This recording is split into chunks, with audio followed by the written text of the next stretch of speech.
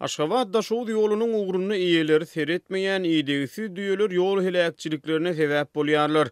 Olardyň bir gara ýoluň ugruny däl, eýsem Aşgabat daşow aralygyny hereket edýän demir ýoluň ugrunaky otly gatnawyny da wagtyl päsgelçilik döredýär. Bu barada Azatlygyň Daşowut vilayatyna habarçysy maglumat berýär. Aşgabat daşow ýolunyň ugruny iýeleri seretmeýän düýeler her ay diýen ýol helakçylygyna sebäp bolýar. Olardyň bir awtolog helakçylygyna getirmän eýsem käwagt ýolawçy otluýynyň hereketine de ziýan ýetirýär diýip Azatlygyň habarçysy aýtdy. Ol iýdegisiz düýeleriň goloýda iki vilayatyň arasyna gatnaýan ýolawçy otluýynyň relsden çykmagyna getirendigini, ýöne bu helakçylikde adam ýetkisiniň bolmanyny nytaap aýtdy.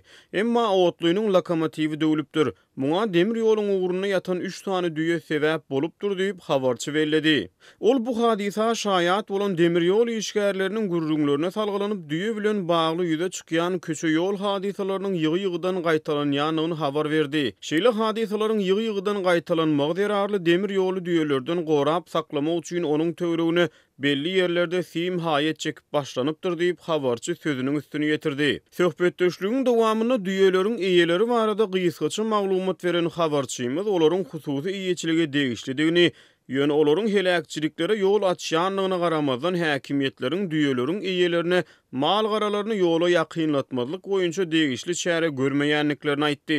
Azatlygyň habarçysy otluýynyň resden çykanlygy baradaky gurrunlary onlarça demir ýolçynyň tasdiklandygyny ma'lum etdi.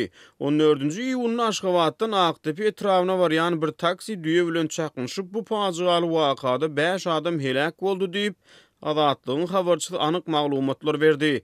Ol gurrungy gidýän demir ýol hadisasy baradaky maglumatlaryň ýaýramagynyň öňüni almak üçin häkimetleriň demir ýolçulary we waka şaýat bolan käbir ýolawçylary berk tapşyryk berenligini belledi. Aşgabat daşow arasynaky iýdegisiz düýeler we olaryň ýol açýan ýol hadisalary barada Türkmenistanyň jemgyýetçiligi el ýeterli resmi maglumat berilmeýär. Daşow Aşgabatdan takminen 600 kilometr aradaşlykda ýerleşýär. Bu iki şäheriň arasyna gara, demir we howa ýollary arkaly gatnawlar amala aşyrylýar.